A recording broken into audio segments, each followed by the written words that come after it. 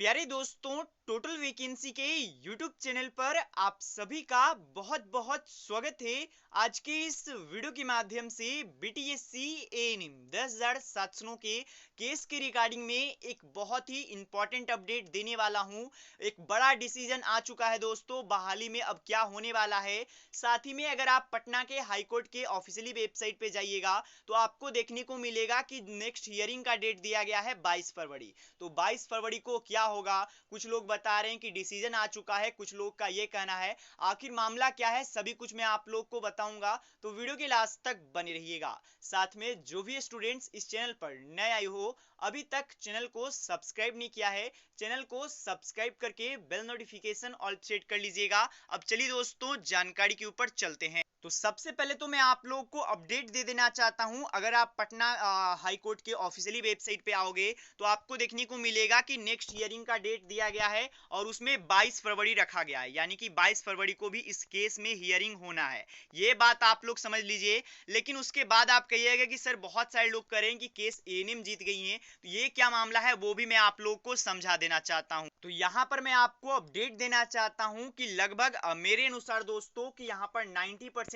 Chance ये है कि अब एएनएम केस जीत चुकी हैं। अब मैं क्या बोल रहा हूं वो ध्यान से समझिएगा, कोर्ट में क्या क्या हुआ वो मैं आपको बता देना चाहता हूं। देखिए, 22 तारीख का डेट दिया तो गया है, लेकिन 22 तारीख को केवल एक तरीके से आप बोल सकते हो डिसीजन आना बाकी है कि क्या डिसीजन कोर्ट है वो लेती है और उसके बाद बीटीएससी को लेटर भेजा जाएगा। ये बात आप समझ लीजिए। बहुत सारे लोग कहेंगे कि सर जो काउंसलिंग चल रहा है उसका क्या होगा। तो देखिए, अभी तक कोई फाइनल डिसीजन, एकदम फाइनल डिसीजन नहीं आया है। जब देखिए, अगर आप कहिएगा कि कौन जीतेगा तो वो तो अलग बात है, लेकिन एकदम फाइनल डिसीजन नहीं आया है। जब तक बीटीएससी को लेटर नहीं भेजा जाता है तब तक आपको काउंसलिंग देखने को मिलेगा। उसके बाद हो सकता है उस प्रक्रिया को बंद करके 2018 के नियमावली के अनुसार किया जाएगा। अब मामला को ध्यान से समझिएगा। सबसे पहले कोर्ट में क्या हुआ वो मैं आपको बता देना चाहता हूं। आपके बीच लगातार अपडेट देते आ रहे हैं दोस्तों, सुरजीत जी लगातार आपको अपडेट देते आ रहे हैं, तो वो भी उनका ही अपडेट है, ध्यान से समझिएगा। सबसे पहले यहाँ पर वो बताएं, बहुत खुशी के साथ कहना चाहता हूं कि यहाँ पर केस चल रहा था, वो यहाँ पर केस जो यहाँ पर उनका कहना है कि जो मैं बताता आ रहा था कि केस जीतूंगा और वही हुआ। जिस प्रकार से आप जो भी आपको पता होगा, जो हमारे वकील एएनएम की तरफ के वकील हैं उनका नाम अभिनव श्रीवास्तव है, तो वो यहाँ पर 2 घंटे से बहस किए। इसमें भी हो गया था कि आपका 1:30 बजे से नया टाइमिंग मिल गया था, सॉरी 2:30 बजे से दोस्तों। फर्स्ट शिफ्ट में यहाँ पर डिसीजन नहीं निकला था, फिर सेकेंड शिफ्ट में बोला गया कि आपका 2:30 बजे से केस फिर से सुना जाएगा, तो वो हुआ। उसके बाद ये फाइनल डिसीजन निकल कर आया, जिसके बाद 2 घंटे के बहस हुआ, जिसमें कि आप एकदम पूरी तरीके से आप कह सकते हो कि एएनएम के पक्ष में केस रहा है।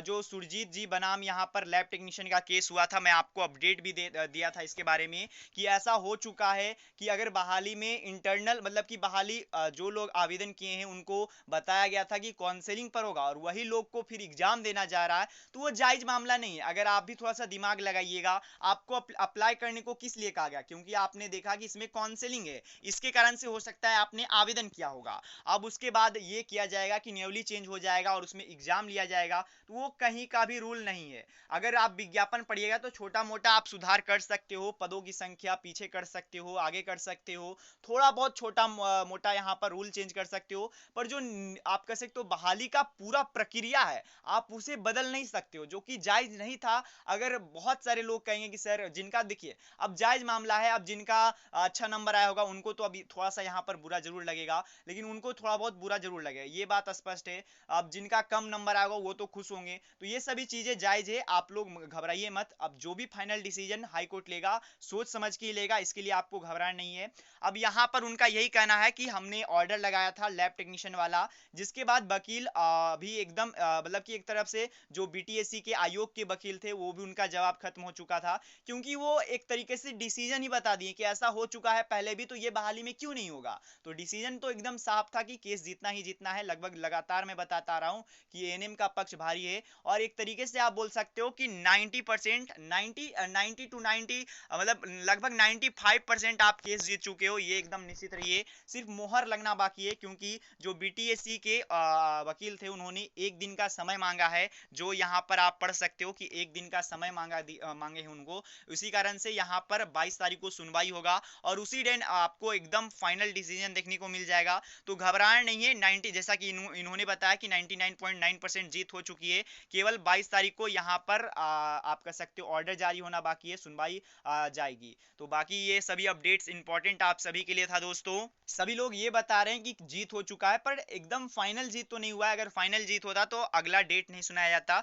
तो देखिए जीत एक तरीके से मैं जैसा कि बता रहा हूँ 95% हो चुका है, घबराने की बात नहीं है। जो भी अगर काउंसलिंग चाहते थे, जिन लोगों का भी मन था कि हम काउंसलिंग देते हैं, तो उन सभी के लिए तो बढ़िया गुड न्यूज़ है। और जो भी एग्जाम में पास हुए थे उन लोग को भी घबराना नहीं है। देखिए दोस्तों, बहाली में आपने आवेदन किस आधार पे किया था? आपने तो सोच के यही किया था कि काउंसलिंग होगा, उसके बाद अगर एग्जाम का बात होता है तो उसमें अब नई बहाली आएगी, उसमें आपको 100% एग्जाम देखने को मिलेगा। तो आपका पढ़ाई और ये सभी, बहुत सारे लोग कहेंगे कि सर मेरा पढ़ाई बेस्ट हो गया।